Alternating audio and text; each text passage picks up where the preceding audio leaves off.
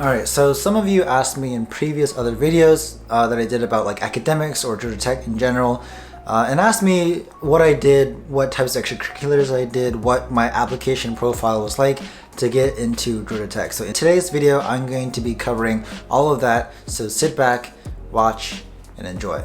There's going to be a special announcement that I'm going to make at the end of the video, so just stay until then to watch it. And let's get started with the video. So to start out, I'm going to list about 5 different categories that I really think that attributed to my successful application. And then I'm going to tack on a 6th special one, which applies mainly to Georgia residents, but can also apply to residents outside of Georgia if you use it in a different way.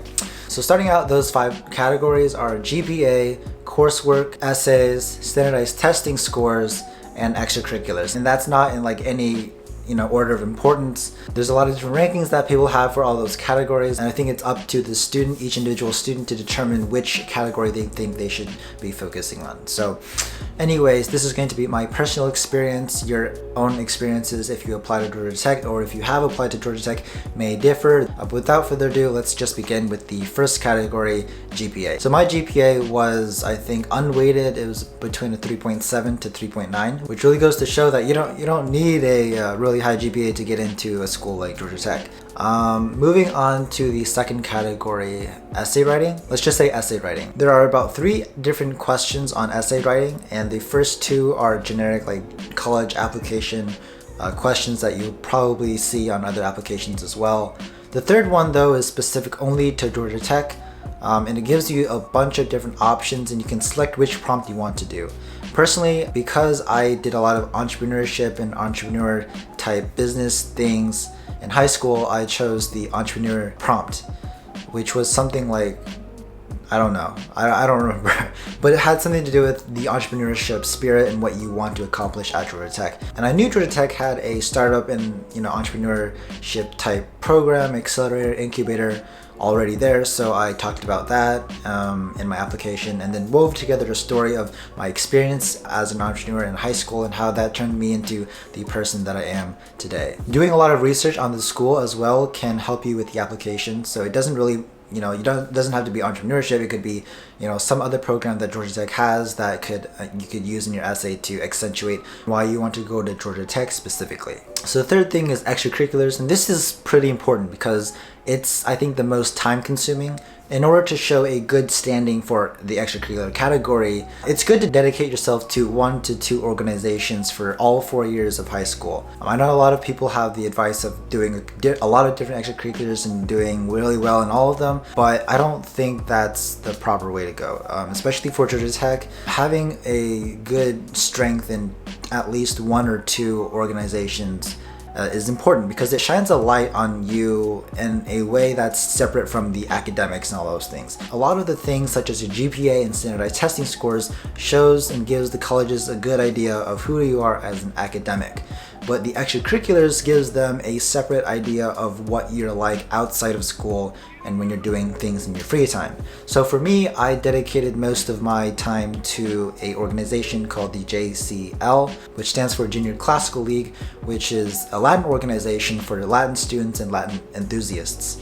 And I stayed there for all 4 years. I started out as a freshman and I joined the Certamen team, which is basically like Quiz Bowl but for Latin.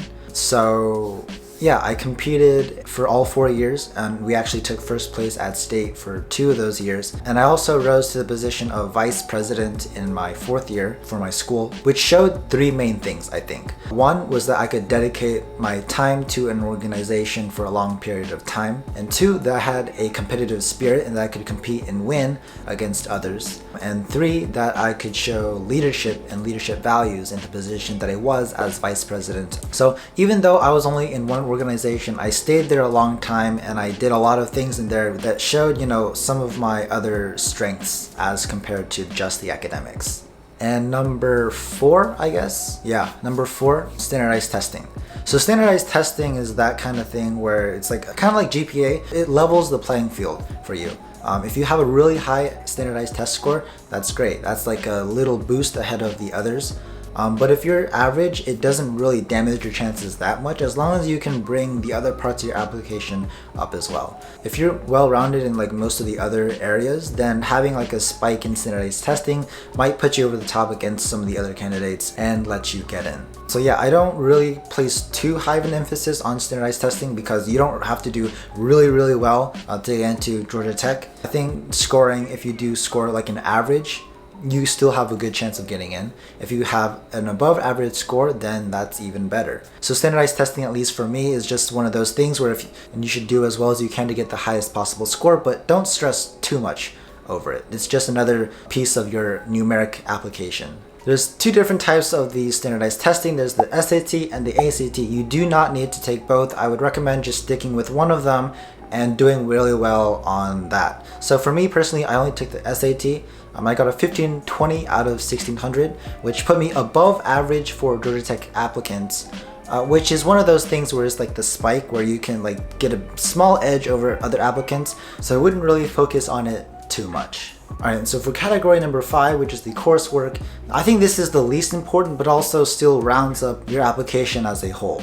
I know a lot of friends who stacked their transcripts with tons of APs and had, 6 APs per year in, 2 of their years, so they had, they racked up like 18 to 20 AP classes. I really don't think it's necessary to have an emphasis on the AP classes. It's more of an emphasis that you can take the initiative to improve your course load over time. So even if you start out with just 1 AP class, if you bump it up to 2 the next year, or 3 or 4 after that, year after year, it still has, I think, the same general effect that Georgia Tech in particular is looking for, which is that you can take the initiative to put on, harder classes and that you can do well in them. So for myself, I only took about 10 to 12 AP classes, which is like, it's a less than average amount, I think, for other students in my school. But that still was a moderate amount that showed Georgia Tech that I had the drive to take harder classes. So yeah, least important, I think, but still pretty important. Let's move on to the 6th special category, which is actual college level classes, in particular the distance learning program. So Georgia has a distance learning program with Georgia Tech in specific, which allows high school students who've already passed BC Calculus to take their math courses. So I did it for 2 years, so I took 4 math courses over there, which is, I think, the thing that really boosted my application above all the others and helped me get into Georgia Tech. And obviously I can't say that it guaranteed me admission into Georgia Tech because that's not really legal, but I am confident in saying that it added a lot of appeal to my application because it showed Georgia Tech that I could take their actual classes and do really well in them, which is exactly what they're looking for in applicants. So that, I think, was a really high mark for my application. And if you have the opportunity, I definitely recommend all of you to do the same because it really is a great opportunity for you to both determine whether or not Georgia Tech is actually the proper school for you and also to see if you can handle their actual coursework.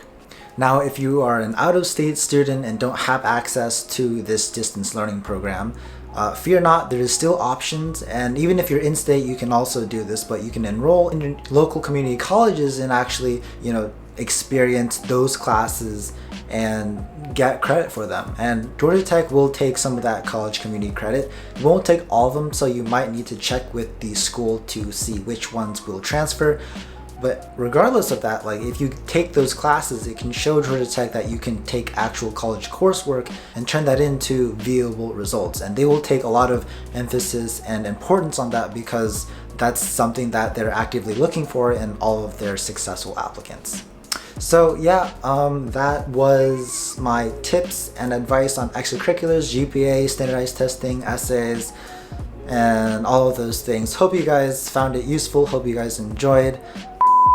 Alright, so now for the special announcement. I put away my tripod already, so that's why I'm shooting this handheld. But as for the special announcement, there's a couple of things that I'm working on behind the scenes to ready my YouTube channel for phase 2, as I like to call it. It's just another phase of videos that I'm going to be putting out, but they're not ready yet. I'm working on them right now. And so that's why like today it wasn't really the type of content that I usually try to focus on in my channel, but there's a lot of ideas that I have that I want to just push out onto my channel before focusing on phase 2 videos. So yeah, there's gonna be some videos that were requested like this one, or there's gonna be other videos that I just wanted to try out for fun. You know, stick around through the transition, and I'm really excited to show you guys what phase 2 is all about. I'll see you guys in the next video. Ciao.